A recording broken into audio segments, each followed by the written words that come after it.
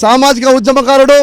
గత 30 ఏళ్లుగా దళిత బడుగు బలహీన వర్గాల హక్కుల కోసం కొట్లాడుతున్నటువంటి జాతీయ అధ్యక్షులు అద్దంకి దయాకర్ గారు తెలంగాణ ఉద్యమంలో 10 ఏళ్ళు జేఏసీలో కాలికి బలపం కట్టుకొని రాష్ట్ర వ్యాప్తంగా అన్ని గ్రామాలు తిరుక్కుంటూ తెలంగాణ యొక్క ఔన్నత్యాన్ని, తెలంగాణ యొక్క ఆకాంక్షను ప్రజల దృష్టికి, ప్రభుత్వాల దృష్టికి తీసుకెళ్లడంలో క్రియాశీలక భూమిక పోషించినటువంటి అద్దంకి దయాకర్ గారు మొదటి తెలంగాణ వచ్చిన తర్వాత నిరంకుశ పాలనకు వ్యతిరేకంగా 10 ఏళ్లుగా నిరంతరం పోరాటం చేస్తూ ఈ యొక్క తెలంగాణ ఆకాంక్షల విరుద్ధంగా ఉన్నటువంటి ప్రభుత్వాన్ని కూలగొట్టడంలో క్రియాశీలక పాత్ర పోషించినటువంటి అద్దంకి దయాకర్ గారు ఈరోజు చాలా అవమానకరంగా జరుగుతున్న తీరును చూస్తూనే భావిస్తుంది సామాజిక సంఘంగా. ఈరోజు మానమానుడుగా దళిత సంఘాలుగా మీ అందరం కూడా ఈ అంబేద్కర్ స్టాచ్యూ సాక్షిగా అవమానం గురై ఈరోజు మీ అందరి ముందు రావడం జరిగింది. మిత్రులు, గతంలో 2014 మొట్టమొదటిసారిగా కాంగ్రెస్ పార్టీలో చేరినప్పుడు కూడా చివరి నిమిషం వరకు కూడా బీఫామ్ ఇచ్చినట్టు ఇచ్చి మళ్ళీ చివరి నిమిషాల పేరు మార్చి మళ్ళీ తాగడానికి ఇవ్వడం. 2014 అదే పరిస్థితి. 2023 మన ఎన్నికల్లో మనం చూసినాం.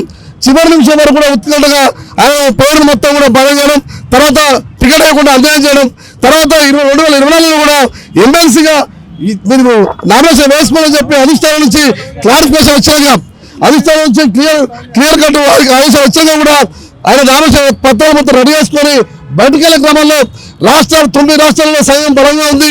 ఈరోజు ఉభయ రాష్ట్రాలు, తెలుగు రాష్ట్రాల్లో కూడా దయాకర్ అభిమానులు రాజకీయాలకు అతీతంగా, కులాలకు అతీతంగా, మతాలకు అతీతంగా చాలా సంబరాలు చేసుకున్న పరిస్థితుల్లో చివరి నిమిషంలో అద్దంకి దయాకర్ పేరు మారుస్తూ ఉన్నారు. ఎందుకు ఈ అవమానం? కాంగ్రెస్ పార్టీ అంటేనే ప్రజాస్వామ్యం ఎక్కువ ఉంటుంది, ప్రజల యొక్క గొంతుగా కాంగ్రెస్ పార్టీ ఉంటుంది, పేద పక్షాలు ఉంటుంది, ముఖ్యంగా దళితుల బడుగు బలహీన వర్గాల పక్షాలు ఉంటామని ఒక నమ్మకంగా ఈరోజు ఉన్నాం. కానీ ఆ నమ్మకం ఈరోజు ప్రశ్నార్థకంగా మారినటువంటి పరిస్థితి కనబడుతూ ఉంది. ఎందుకంటే ఇంత పెద్ద గొప్ప నాయకుడు, సామాజిక ఉద్యమకారుడు, తన ఎఫర్ట్ మొత్తం తెలంగాణలో పెట్టేటువంటి వ్యక్తిగా ఇంత అన్యాయం జరుగుతూ ఉంటే సామాన్యుల పరిస్థితి ఎట్లుండదో తెలంగాణలో ఒక్కసారి ఆలోచించాల్సిన పరిస్థితి మాకు ఏర్పడింది. ఇదే నా ప్రజాస్వామ్యం కాంగ్రెస్ పార్టీలో అని చెప్పి ప్రశ్నిస్తూ ఉన్నాం. ఎందుకు మౌనంగా ఉంటారు? ఎందుకు పేరు ప్రకటిస్తారు?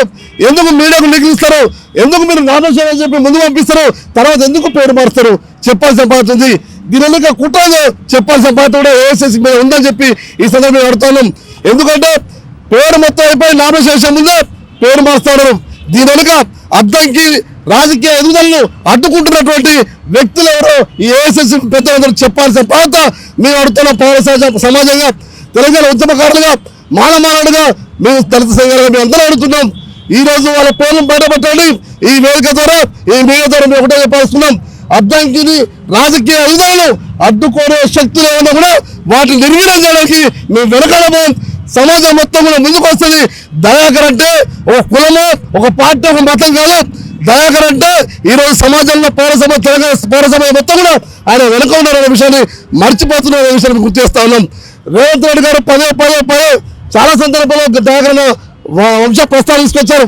ఖచ్చితంగా స్థానం కల్పిస్తాం, సంస్థ గౌరవిస్తాం, ఉద్యమకారుడుగా దయాకర్ మా మనిషి అని చెప్పినటువంటి సందర్భం, మేము కూడా ప్రత్యక్షంగా కలిసినప్పుడు కూడా చెప్పిన సందర్భం.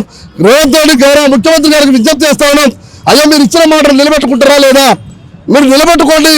ఈ రాజకీయాలలో అద్దంకి లాంటి యువతరాన్ని, అద్దంకి లాంటి నమ్మకస్తుల్ని ఈరోజు నమ్ము చేస్తున్న పరిస్థితి ఇస్తుంటే రాజకీయాల మీద కూడా గౌరవం పోతున్నటువంటి పరిస్థితి కనబడుతుంది. దయచేసి ఇప్పటికైనా ఏఐసీసీ పెద్దలు రాహుల్ గాంధీ గారు కావచ్చు, సోనియా గాంధీ గారు కావచ్చు, ఏఐసీసీ అధ్యక్షులు ఖర్గే గారు విజ్ఞప్తి చేస్తాను. ఈ తెలంగాణలో ఏం జరుగుతుంది? తెలంగాణ దళితుల ఔన్నత్యాన్ని, దళితుల యొక్క ఎదుగుదలను ఎవరు అడ్డుకుంటారు? ముఖ్యంగా అద్దంకి దగ్గర అడ్డుకుంటున్న శక్తులు వాళ్ళందరూ చెప్పాల్సిన బాధ్యత ఉందని చెప్పిన సందర్భంగా మేము అడుగుతున్నాం. దానిలో భాగంగా రాష్ట్ర వ్యాప్తంగా అన్ని జిల్లాల్లో ఇది దయాకర్ ఎటువంటి సంబంధం లేదు. దయాకర్ స్పష్టంగా చెప్పిండు, మేము కాంగ్రెస్ పార్టీ బద్దులో ఉంటా, ఆ నిర్ణయం గౌరవిస్తే మాకు సంబంధం లేదు.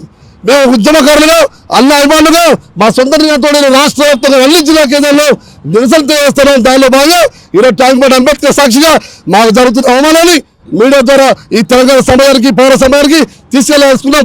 ఇప్పటికైనా గౌరవ ముఖ్యమంత్రి గారు, అధిష్టానం గారి అద్దంకి గారికి స్పష్టంగా హామీ ఇవ్వాలి, ఆయనకు సంస్థలు కల్పించాలి, ఈ అడ్డుకునేటువంటి శక్తులను బయటపెట్టాలి. లేకపోతే జరిగే పరిణామాలకు ఈ రాష్ట్ర ప్రభుత్వం వహించవలసిన బాధ్యత వహించాల్సిందని చెప్పి హెచ్చరిస్తా ఉన్నాం.